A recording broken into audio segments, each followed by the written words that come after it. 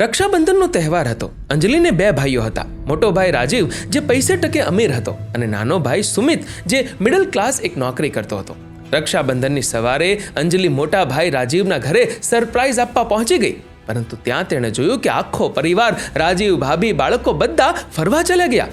ઘરમાં ફક્ત નોકરો હતા.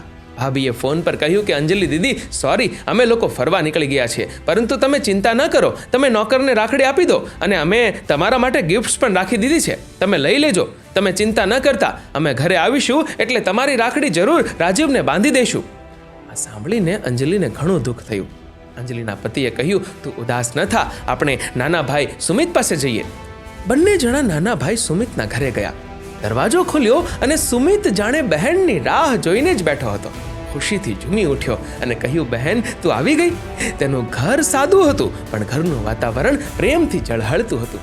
અંજલિએ પ્રેમથી સુમિતના કાંડા પર રાખડી બાંધી. સુમિતે તેની બહેન માટે એક સુંદર ભેટ પણ આપી.